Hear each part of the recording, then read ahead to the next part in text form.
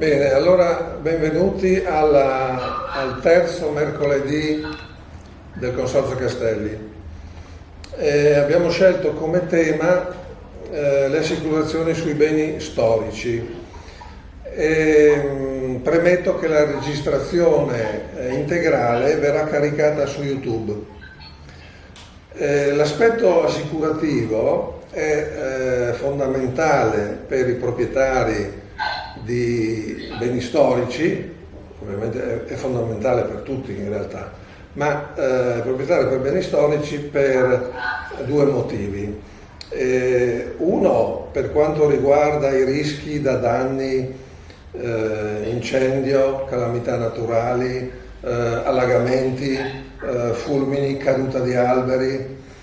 In particolare per quanto riguarda la caduta di alberi dobbiamo ricordare il seminario che abbiamo fatto nel 2017 al Castello di Strassoldo con assicuratori, vigili del fuoco, sovrintendenza e specialisti in tutela dei grandi alberi. Ma l'altro aspetto che interessa ognuno di noi soci è quello che riguarda l'apertura dei castelli e dell'ambiente circostante, parchi e giardini, nell'ambito delle programmazioni degli eventi, castelli aperti, matrimoni, visite didattiche. Quindi chiederei di spegnere gli altri microfoni perché altrimenti abbiamo un eco. Adesso l'avevo disattivato. Quindi l'assicurazione è fondamentale. Anche adesso purtroppo è diventato un argomento di tutti i giorni il triste evento che è successo al Parco Cornani di Gorizia. Quindi abbiamo invitato, sono presenti due broker della RP Company, Alessandro Badoglio e Federico De Antoni. Passo la parola a loro, a Alessandro. Sì, grazie Roberto. Mi avvicino un po' di più. Vorrei fare una premessa, fare un po' di luce sulla figura del broker, perché già il mercato e il mondo assicurativo sono settori poco frequentati, guardati con sospetto in Italia, e questo dovuto al fatto che ci sono sempre state, anzi state spesso e volentieri, delle contestazioni nella liquidazione di danni. E quindi vorrei un attimino precisare quella che è la funzione, il ruolo di un broker di assicurazioni e il ruolo di un agente di assicurazioni. Il ruolo dell'agente più o meno è conosciuto da tutti. L'agente rappresenta una compagnia di assicurazioni e ha un prodotto che la compagnia gli propone e può vendere solo ed esclusivamente quel prodotto, non può modificarlo, perché le modifiche di qualsiasi tipo e genere spettano sempre alle direzioni delle compagnie.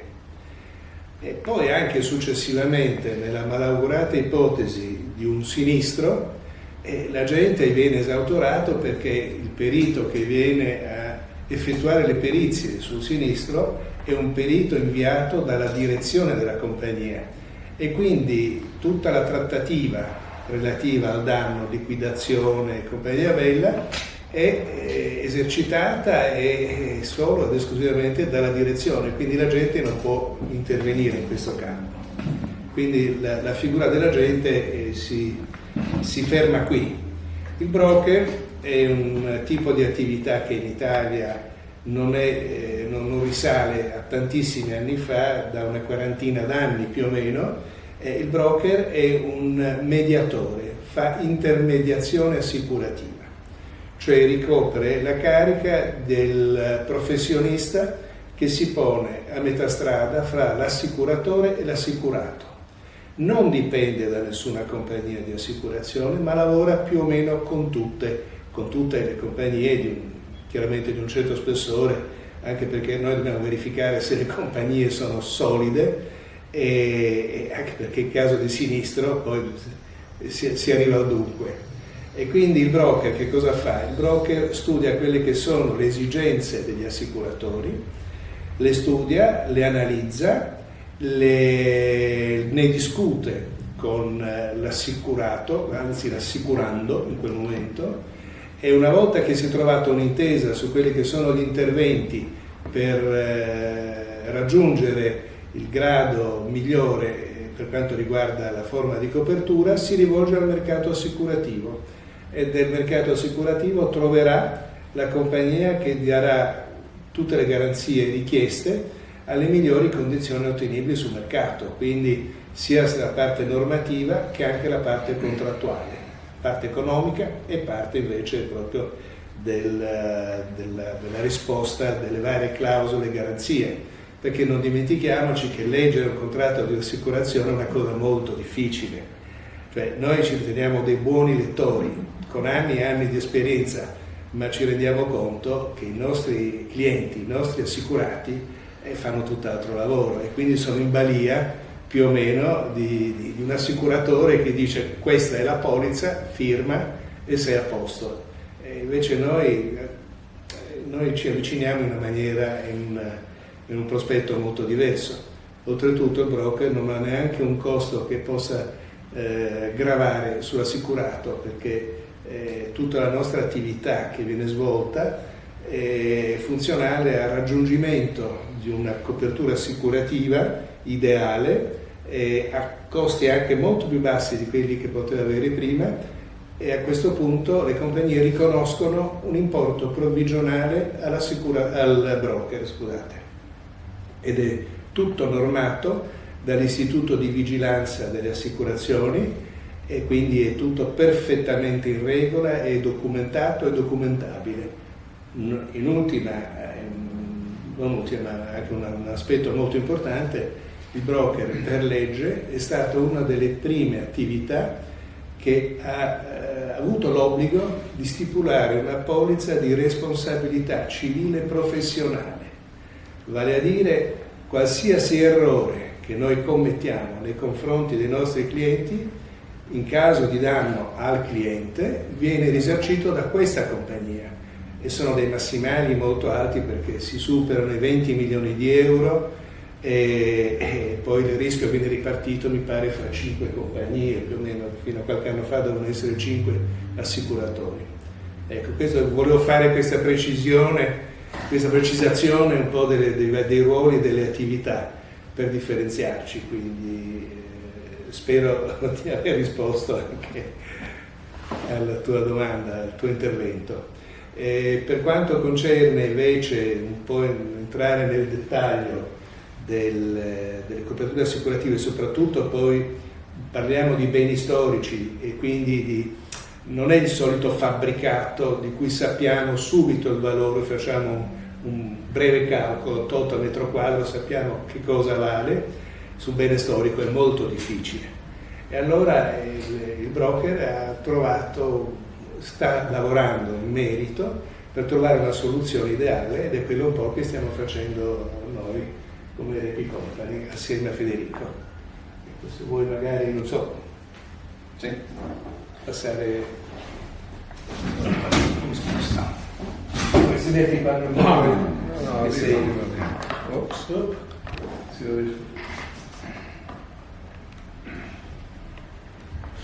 Eccoci.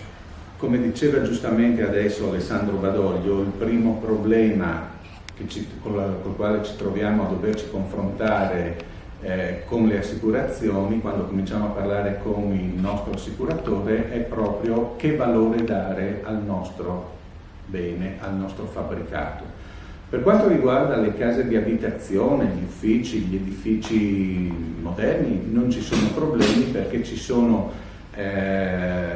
vengono presi i metri quadri e vengono moltiplicati per una certa cifra, che è quella che utilizzano normalmente i periti delle assicurazioni, ed è il cosiddetto valore di ricostruzione a nuovo, nel senso che indipendentemente da quella che è l'età della mia casa, la compagnia mi pagherà la ricostruzione a nuovo di quel bene, ovviamente senza migliorie, ma con quegli stessi materiali, eccetera, eccetera.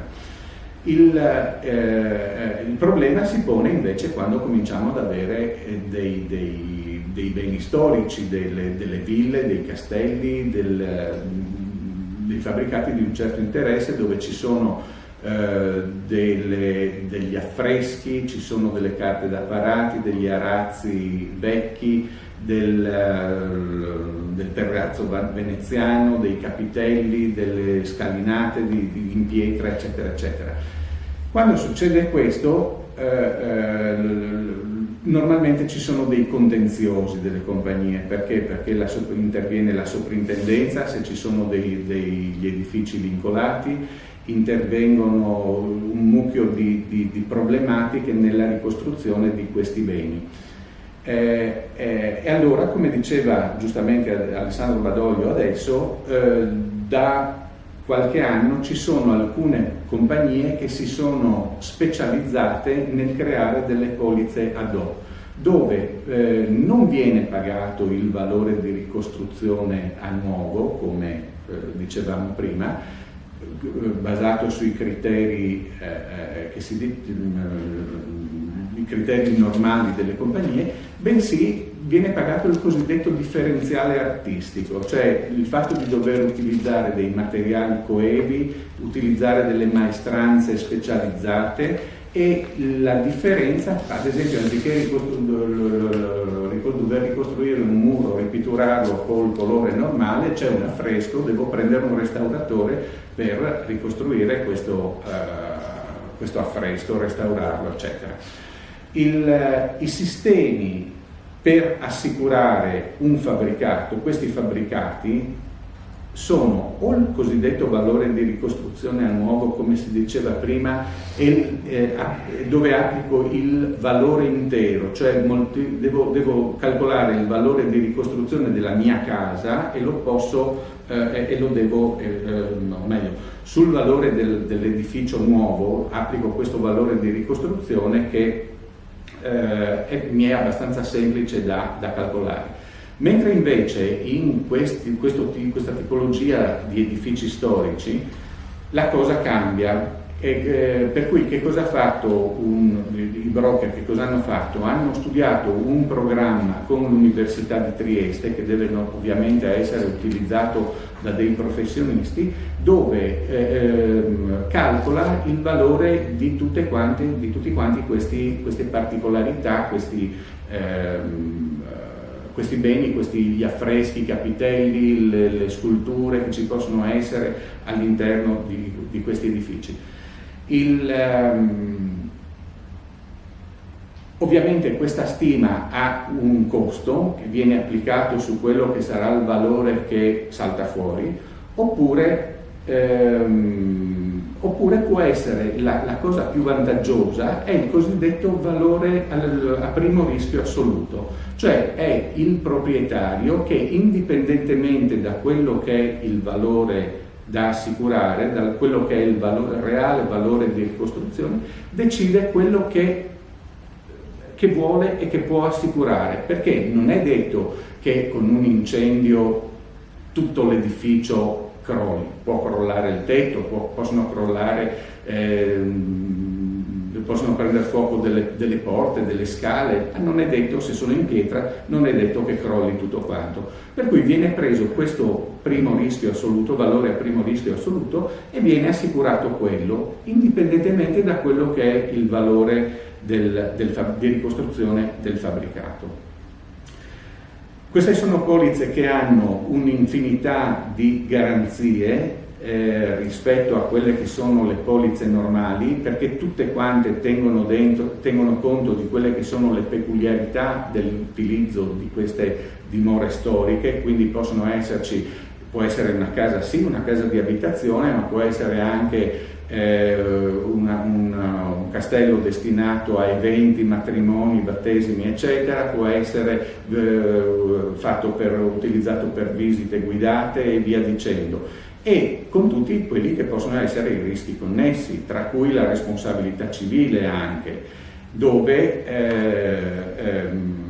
c'è sia la proprietà, la responsabilità della proprietà del fabbricato, dove c'è la responsabilità del capofamiglia, cioè di quella che è il movimento, l'utilizzo di tutti i giorni delle persone che vi abitano, e poi ci sono appunto la responsabilità civile degli eventi, di quello che se organizzo un evento con decine, centinaia di persone che vengono nel mio castello, può succedere qualsiasi cosa, lo si vede ogni altro giorno. Che può essere anche un discorso di catering, dove posso essere io che lo organizzo, oppure dare ad altri l'utilizzo di queste cose qua. Quindi sono stati creati dei massimali di responsabilità molto alti rispetto a quelli che sono, i massimali delle polizze normali dell'abitazione. Sono considerate anche le strade, i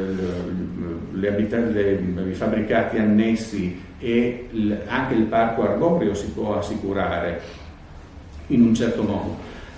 Si possono assicurare i bed and breakfast, le attività agricole, le aziende agricole all'interno di questi fabbricati. Se sono fabbricati che hanno il vincolo delle belle arti, le polizze sono esenti da imposte del 22 e 25%, mentre invece se non hanno il vincolo devono essere assoggettate a questa imposta. Possono essere fatte in tutti e due i modi, e anche in maniera mista, volendo.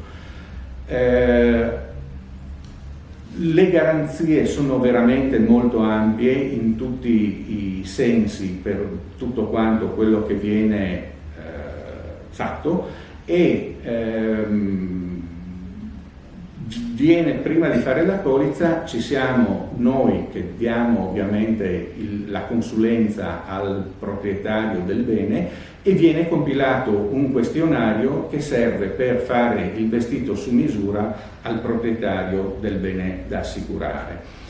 Un questionario perché? Prima di tutto per tranquillità proprio dell'assicurando, che siccome questi questionari fanno parte integrante della polizza, la compagnia prende atto di tutto quanto quelle che sono le caratteristiche del bene. E oltretutto anche le compagnie vogliono sapere che cosa noi andiamo, che cosa si prendono in pancia, perché il momento in cui dovesse succedere qualche cosa vogliono fare anche una giusta valutazione del rischio.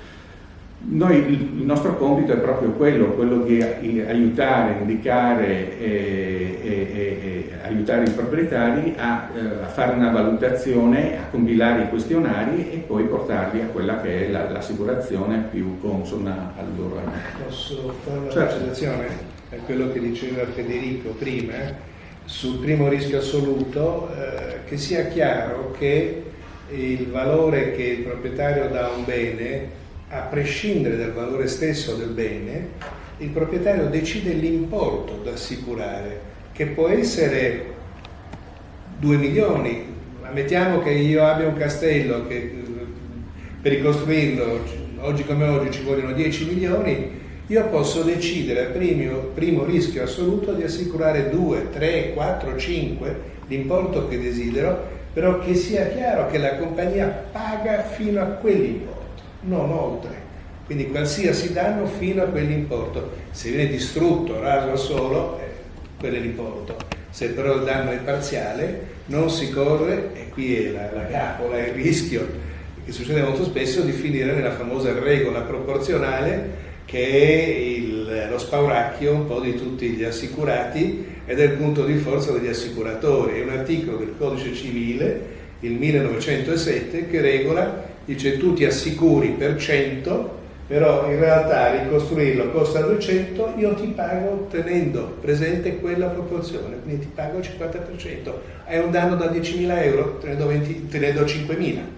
Un danno da 50, te ne do 25.000. Quindi per evitare questo si è scelto il primo rischio assoluto che elimina questa mannaia che è sempre così vicina al collo degli assicurati, pronta a calare a fronte di qualsiasi sinistro che riguarda, attenzione, parliamo di incendio, ma nel ramo incendio c'è tutto, ci sono gli eventi atmosferici, ci sono i fulmini, ci sono danni da acqua piovana, inondazioni, alluvioni, terremoto, tutto quello che in inglese viene chiamato property viene coperto anche dall'incendio, è uno dei tanti.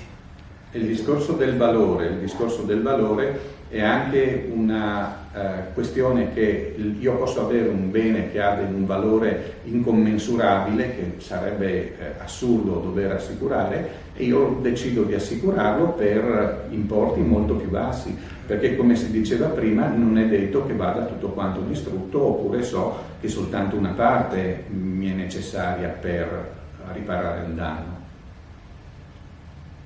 Ecco, se vuoi intervenire. Sì, magari poi nel dibattito, ma adesso mi ero fissato tre elementi, no? Che cioè c'è un'assicurazione per il fabbricato, un'assicurazione per il contenuto e un'assicurazione per la responsabilità civile. Vedremo poi se queste è meglio farle singolarmente, se può essere tutto uno, comunque questo lo vediamo dopo. E adesso passiamo la parola a Mirna Roncato, che dopo questa panoramica generale andrà proprio su un caso particolare, ed è qui che Buongiorno. Vediamo la realtà del problema.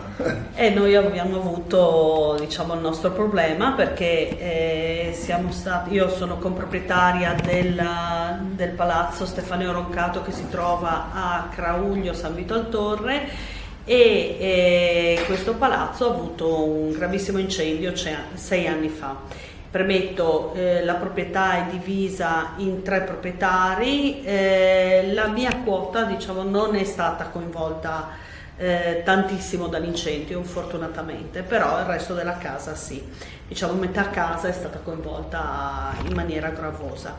Addirittura ce ne sono stati 2 di incendi, il primo nel 2014 e il secondo nel 2016. La causa dell'incendio, lo dico brevemente giusto per sapere, è stata nel primo caso, entrambi i casi erano identici. Nel primo caso una ditta stava lavorando per risanare una goccia nel tetto e c'è stata l'autocombustione della guaina, quindi hanno lavorato parecchio con il cannello durante il giorno, e durante la notte la guaina ha continuato a creare delle bore che hanno poi creato l'incendio. Nel secondo caso la ditta che stava ristrutturando poi finalmente la casa ha avuto lo stesso problema, e da lì abbiamo deciso che a casa nostra si lavora solo con la guaina a freddo e non con il cannello, chiaramente, perché è troppo pericoloso. Il secondo caso non è stato non è stato un problema, perché tra l'altro la situazione era già conosciuta e non era stato fatto niente all'interno, quindi c'è stato l'incendio sull'incendio, quindi sulle cose già incendiate, quindi non è stato un grosso problema. Per quanto riguarda invece il primo, è stato devastante. E venendo all'argomento che ci interessa stasera, ed è appunto l'assicurazione, noi avevamo un'assicurazione, cioè avevamo 3 proprietari e quindi 3 assicurazioni diverse, ovvero 2 proprietari erano assicurati e 1 no. In caso di incendio cosa succede? In caso di incendio, anche se è causato da terzi, come in questo caso, la propria assicurazione interviene nel danno e paga la propria assicurazione paga in base a come è stipulata e paga il danno, e poi si va a valutare, grazie, non mi veniva il termine, a valersi all'assicurazione della persona che ha creato realmente il danno, come in questo caso l'assicurazione della ditta. E per quanto riguarda la nostra assicurazione, cosa è successo? Io per un cavillo la mia assicurazione assicurava tutta la casa, quindi anche il cugino che era vicino, proprietario vicino, fortunatamente, che non aveva l'assicurazione, è stato assicurato lo stesso dalla mia assicurazione. Poi chiaramente tutta questa situazione ha portato a voler avere delle determinate carte particolari, che insomma ci hanno voluto 2 anni per riuscire ad ottenerle, e 2 anni è stato la casa è rimasta aperta, purtroppo, in balia dei temporali e delle acque. Vabbè, a parte questa cosa, devo dire che quando poi c'è stato il secondo incendio, e quindi la mia assicurazione non è neanche stata coinvolta, perché diciamo il danno era talmente minimo che non serviva assolutamente coinvolgere le assicurazioni, la mia assicurazione, spaventata, ha immediatamente mandato una lettera, mi ha mandato una lettera dove mi ha detto: tu non sei più persona assicurabile perché non è più diciamo non è più sicuro per noi assicurarti, e quindi di conseguenza hanno disdetto l'assicurazione, e al che io mi sono trovata senza assicurazione, nonostante il mio danno fosse esiguo, ma l'assicurazione per questo cavillo aveva pagato poi per quasi tutta la casa, non dico tutto il danno, però una buona parte del danno, quindi spesso può capitare anche questo, quindi anche bisogna rendersi conto di tutte le situazioni come accadono. A me è successo questo, e quindi per 1 anno poi sono andata alla ricerca di una nuova assicurazione, perché chiaramente non avevo più la precedente. Quindi questo è il mio caso personale. Poi direi che altri consigli che io potrei dare, sempre per esperienza personale, è che quello che è successo poi a mio zio, che era uno dei 2 proprietari che aveva l'assicurazione. Allora lui nella sua assicurazione, un cavillo scritto in piccolo diceva appunto che l'assicurazione decurtava del 50% il danno, decurtava il 50% l'indennizzo se il materiale in cui veniva fatto l'immobile era inifugo, e non era inifugo. Quindi se la casa non era inifuga, l'importo era il 50% tagliato, al che chiaramente in una villa come la nostra e come le vostre non ci possono essere materiali inifughi, e di conseguenza questo cavillo, che poi abbiamo risolto in altro modo, aggirandolo, però sempre portandoci via un sacco di tempo. Bisogna stare molto attenti a tutto quello che viene scritto, chiaramente. E l'ultima cosa che vorrei dire che mi è successa è che l'assicurazione assicura la persona, non assicura il bene. Cosa intendo dire? Che se poi una persona riceve i soldi dall'assicurazione, può decidere di tenerseli e di andare a fare un viaggio e non ristrutturare la casa che poi si è incendiata. E questo ci è successo purtroppo, nel senso che purtroppo tra i parenti si sa che non si può andare sempre d'accordo. Vabbè, a questo parente è arrivato, la mia vicina che era la cugina, è arrivata l'importo dell'assicurazione, che poi tra l'altro era la mia, e che non era, perché lei non era appunto assicurata, e con questi soldi ha chiuso il proprio mutuo e non ha pagato la ditta che ha poi fatto il lavoro. Ecco, questo è un problema, perché chiaramente io ho messo in moto tutto questo, la mia assicurazione, tutto quanto, per riuscire a raggiungere un obiettivo che era risanare la casa. Poi alla fine la casa è stata risanata perché hanno trascinato. È stata l'autocombustione. Cosa possiamo fare per evitare che accada il sinistro? Nel senso, quando dobbiamo fare dei lavori su un fabbricato, che sia storico o che non sia storico. Allora, intanto ci sono le fonti di calore, la produzione di calore, che può essere interna o esterna. La normativa italiana è piuttosto elastica, la normativa d'Oltralpe è molto, molto più restrittiva. Cioè per quanto riguarda gli impianti di riscaldamento, i depositi di carburante. Naturalmente in molti casi noi abbiamo le fonti di calore interne, no?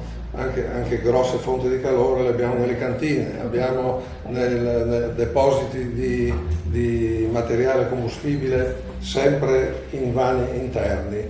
Ecco, dobbiamo pensare che se vediamo quella che è l'evoluzione dei nostri castelli, andiamo a vedere che nei secoli passati, soprattutto dal periodo medievale, mai una cucina era interna, mai un camino era interno. Poi nei secoli, ovviamente per comodità, sono state portate dentro, ma le prime cucine noi le troviamo sempre all'esterno. Quindi una prima precauzione è quella di avere il corpo scaldante all'esterno. Ovviamente questo non sempre è possibile, a parte diciamo dei grossi impianti dove dobbiamo farlo, perché quando abbiamo degli impianti di 50.000, di 100.000 calorie è chiaro che dobbiamo creare uno spazio adeguato all'esterno. E altro problema sono i materiali. Allora, quello che diceva Mirna, che c'è una riduzione dell'indennizzo del 50% se il fabbricato non è ignifugo, è una cosa sì che fa comodo all'assicurazione, ma che è un fatto quasi impossibile. Rendere non ignifico un fabbricato storico è possibile, possibilissimo, cioè dobbiamo spruzzare di boro, di sali di boro, tutte le strutture lignee, no? L'abbiamo fatto in certi casi dove c'era la necessità di mantenere, in particolare nel museo di Borgo Castello di Gorizia, ci sono le strutture lignee originali e abbiamo trattate con i sali di boro. Ma questo è, a parte che poi il trattamento non è duraturo, va rifatto, va controllato, quindi è possibile trattare tutte le parti lignee con i sali di boro o di ammonio, però ovviamente è un costo che costa sicuramente più dell'assicurazione, quindi conviene fare un'assicurazione buona. C'è un disturbo. C'è un nuovo partecipante. Noi abbiamo, oltre alle fonti di calore per il riscaldamento, abbiamo le bombole del gas, no? Ovviamente. Quindi in ogni momento può succedere un incidente, no? Problema delle canne fumarie. Le canne fumarie, se sono nuove e quindi coibentate, intubate, sì, e soprattutto mantenute pulite, no? Ma per mantenere pulita la canna fumaria bisogna avere un combustibile di un certo tipo. Il legname che oggi viene usato, venduto, in Italia non c'è una restrizione sulla percentuale di umidità del legname che viene venduto. Quindi uno può comprare del legname, della legna da ardere, che può avere un'umidità del 60%. È chiaro che quando la brucia ha un rendimento meno della metà, no? Ma quello non è niente, lì ci perde i soldi. Ma il catrame e i residui che si formano nella canna fumaria, lì non è solo che ci perde i soldi, ma mette a grave rischio tutto il fabbricato, perché una canna fumaria sporca prende fuoco, e se è interno al fabbricato, anche qualora fosse completamente isolata e intubata, provoca un grave rischio. Cosa succede? Sì, non tocchiamo. No, la gente lì che attiva il microfono e... Sì. Ma c'è uno che non riesce a collegarsi?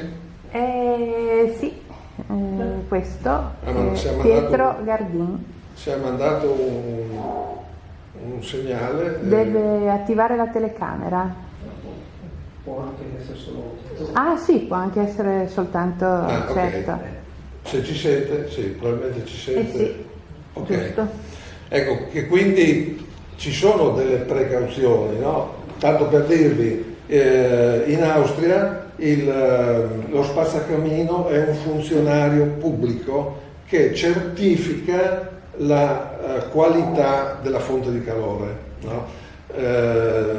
Chi ha una fonte di calore a legna, no? Per poterla utilizzare deve avere la certificazione dello spazzacamino. Lo spazzacamino è come il vigile nostro, no? Che controlla, no? Vede che tipo di legname uno brucia, no? E dà l'autorizzazione a poter far funzionare l'impianto. Ecco, non si può avere un'umidità maggiore del 20% sulla legna. Qui naturalmente questo non esiste, e quindi voi quando comprate la legna comprate in realtà acqua, no?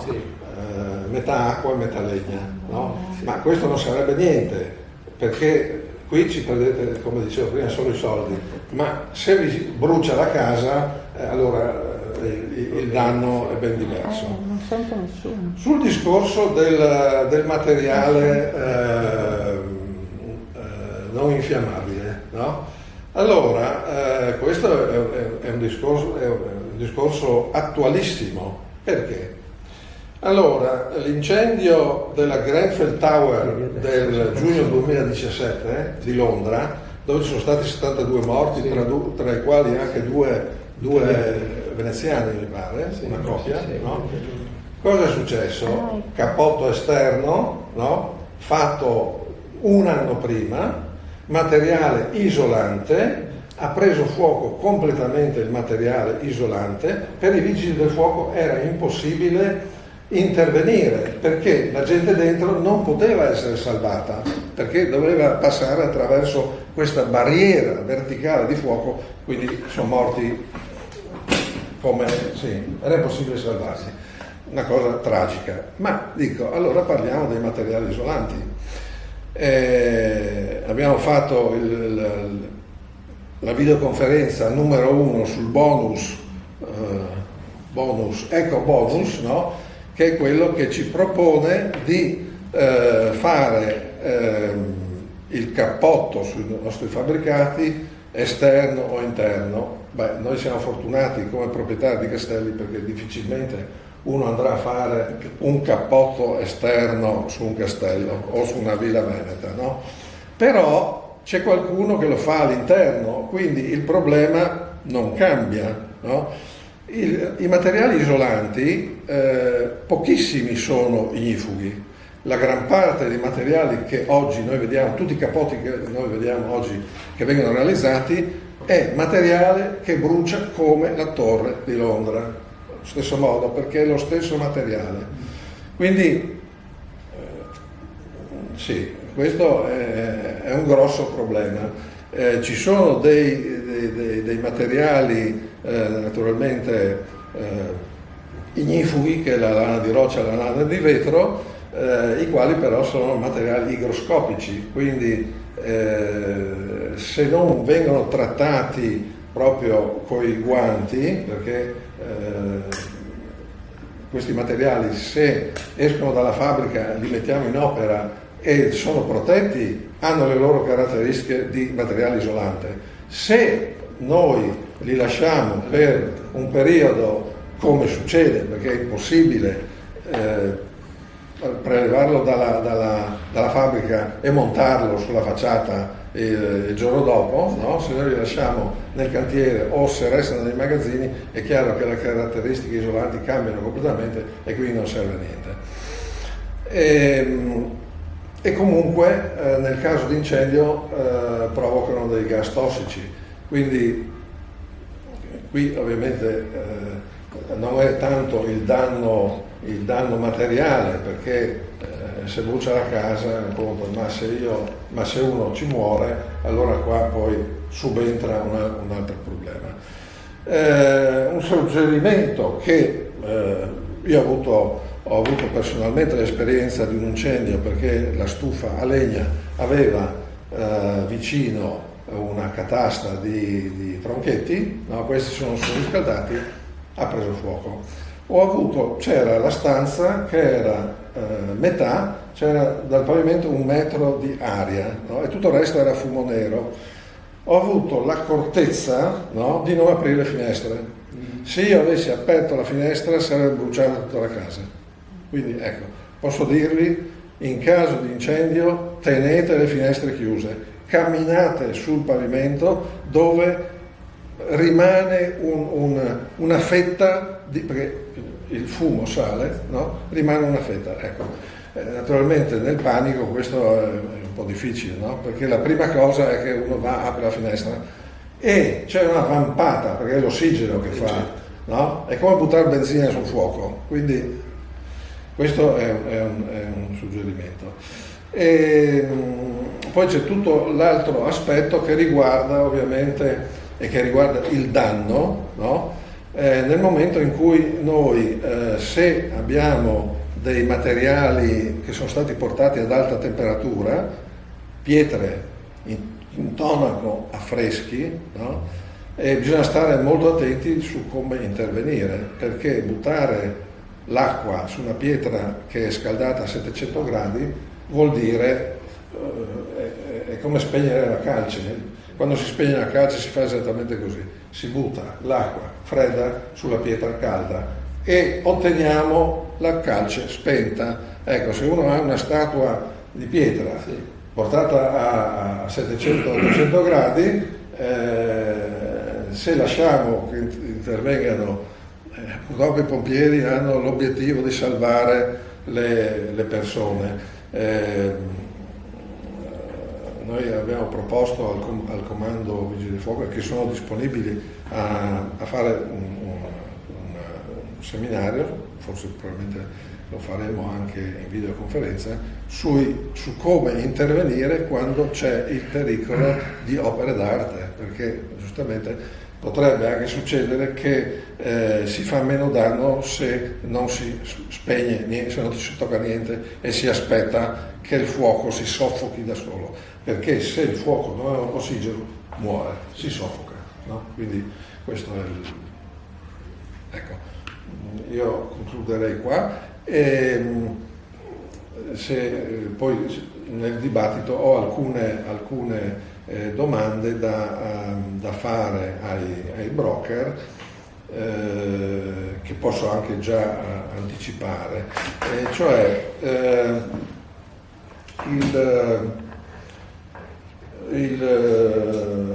la quantificazione del premio è commisurata o meno ai dispositivi di sicurezza che uno ha, cioè nel senso se io devo mettere in sicurezza dal punto di vista dell'incendio, il caso specifico dell'incendio, devo spendere ovviamente per l'impianto di rilevazione oppure trattamento delle parti lignee, delle scale, eccetera.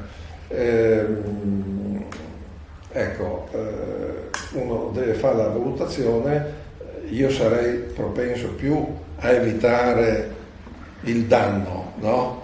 Perché uno può dire, vabbè, faccio una buona assicurazione e se brucia tutto, dopo no? Se ho una casa qualsiasi, questo è possibile. Se ho un bene storico, un bene di famiglia, un bene, questo è impossibile, no? Quindi non è che aumentando, perché se si brucia io l'ho perso, cioè si può ovviamente ricostruirlo, no? Però non è la stessa cosa, è che quindi stavo pensando prima a così delle riflessioni, no? Ecco, io adesso chiudo qui, se a questo punto apriamo il dibattito. No, allora diciamo che qualora ci siano benvengano queste protezioni che possono esserci in questi edifici, però non vanno ad incidere sul tasso delle polizze di questo tipo qui. Volevo fare un'altra precisazione che mi sono dimenticato prima: queste polizze sono cosiddette all risk, non sono a rischi nominati come sono la maggior parte delle polizze dei fabbricati, delle abitazioni. I rischi nominati è dove devo dire è coperto l'incendio, il fulmine, l'esplosione, lo scoppio, l'acqua condotta, eccetera, eccetera. Sono sicuro che mi dimenticherei qualche cosa. Mentre invece qui c'è l'onere della prova è a carico della compagnia. In questo caso qui, nelle polizze all risk, cioè è la compagnia, io devo soltanto dimostrare che ho avuto il danno e poi è la compagnia che deve dimostrare che non era un danno coperto. Sono manifestate le esclusioni e basta. Sì. Cioè è tutto compreso tranne 1, 2, 3, 4, 5. Forse è la cosa più semplice. Tranne quello che è esplicitamente escluso. L'eculeia. In genere. Ad ogni modo, rispondendo un po' alla tua domanda di prima, se incide un'abitazione con delle caratteristiche antincendio, ignifughe o meno, incide nella misura in cui, dimmi se sbaglio, che un perito mandato da una compagnia di assicurazione a verificare ancora prima di stipulare il contratto, vuole vedere, parliamo di cose di una certa importanza, a vedere come è fatto, al di là di dire no, qui il premio è, può anche decidere di non assicurarlo. Se il rischio che vede, perché sono dei tecnici che devono studiare se i parametri, anche perché poi non dimentichiamoci che l'assicuratore va sempre in riassicurazione e quindi anche lui spesso e volentieri ha dei paletti oltre i quali non può andare, quindi sono molto spesso i riassicuratori che gli danno dei termini precisi, quindi l'assicuratore può dire no, qui non è neanche una questione di farti pagare di più o di meno, eccetera, quindi è un rischio che non possiamo accettare. Ne abbiamo visti. Un'altra cosa che è molto a favore di queste polizze di cui abbiamo parlato finora è il cosiddetto, si chiama una forma addictive, nel senso che si chiama differenza in limiti e differenza in condizioni, cioè se io ho già una polizza in essere in questo momento dove però è a rischi nominati e di conseguenza mi presenta alcune carenze, stipulando questa polizza non diventa un doppione, ma tutte quelle che sono le garanzie non comprese nell'altra polizza sono coperte da questa, e lo stesso dicasi per i valori assicurati, i valori che ho relativamente bassi con l'altra polizza li aumento e li porto allo stesso livello di tutte quante della polizza nuova che ho con questo tipo di vasi comunicanti. Esatto, sì. Volevo chiedere anche una cosa, conta le resistenze di un impianto d'allarme o di antincendio? L'avete detto? Forse non... No, qui allora sì, l'aveva chiesto Roberto prima, ecco di un sistema di prevenzione. No, in queste polizze qua non ha nessuno detto benvengano gli impianti di prevenzione, quello sì sicuramente, ma non hanno nessuna valenza per quanto riguarda il tasso. Questo per l'incendio. Un altro discorso è il contenuto, se volete possiamo parlare anche di quello. Il contenuto invece normalmente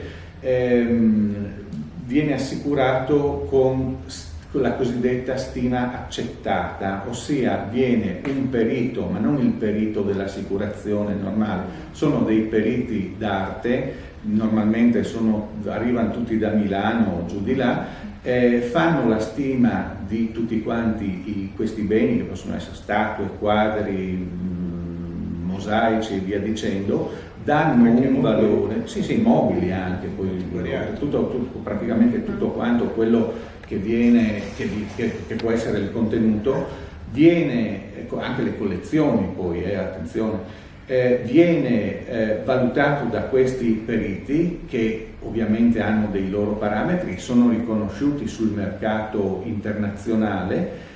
Queste stime vengono allegate alla polizza. Il momento in cui c'è il sinistro, l'assicurazione non mette il naso, paga e basta. Cioè questa polizza con la stima accettata al suo interno è denaro contante a tutti gli effetti. E se il mobile non c'è? Non c'è più? Oddio, se c'è, allora Un devo incendio? dichiarare, no.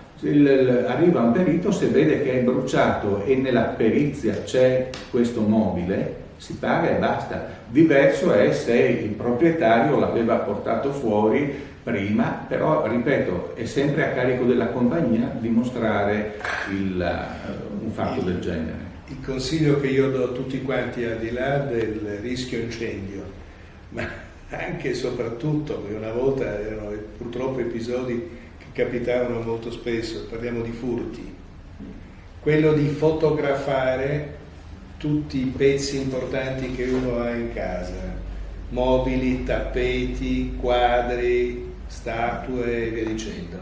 Fotografare e mettere via le fotografie che un domani potrebbero essere utili, vuoi per il furto, vuoi per dialogare con la compagnia e dimostrare che io avevo quel mobile lì che si è bruciato.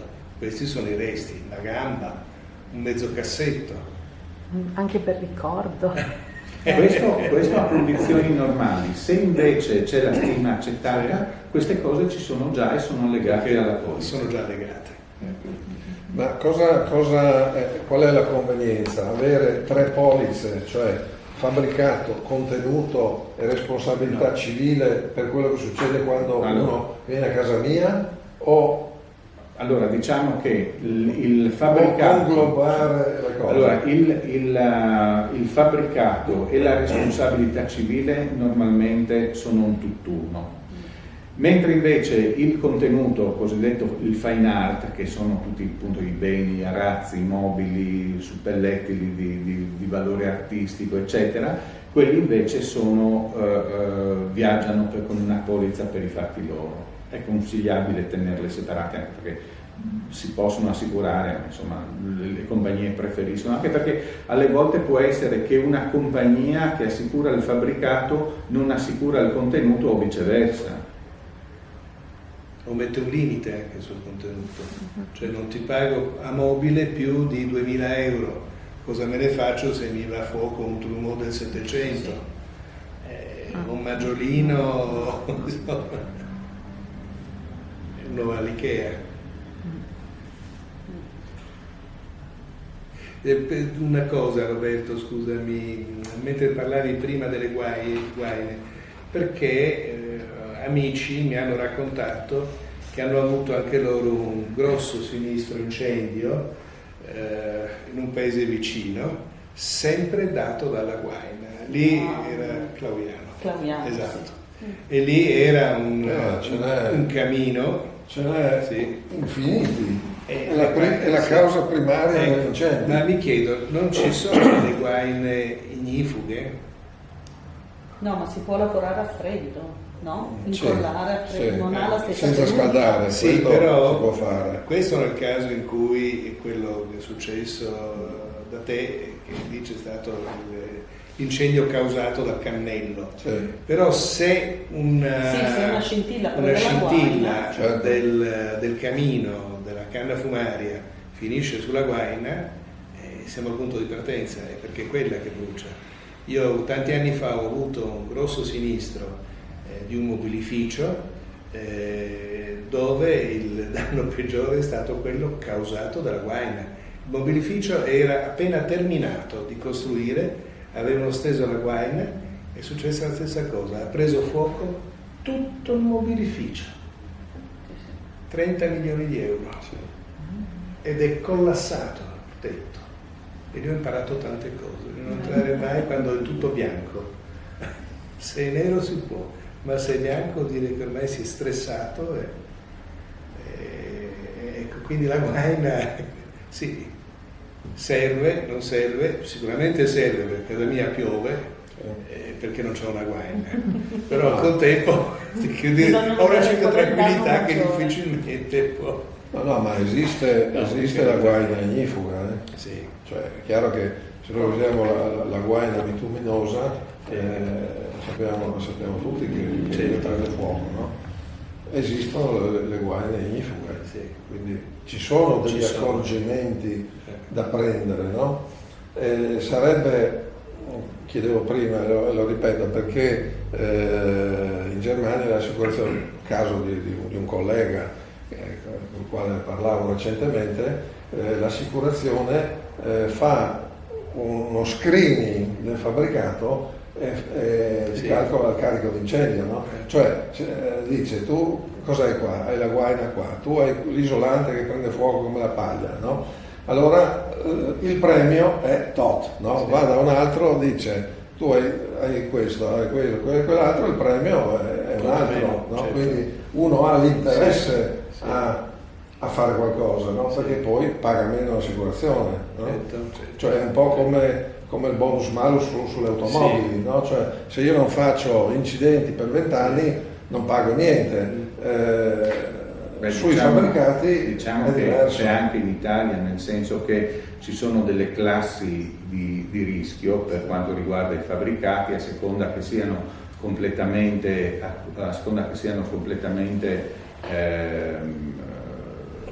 ignifughe, a seconda che ci siano le strutture portanti del tetto, invece che siano combustibili, le strutture portanti verticali, e quindi ci sono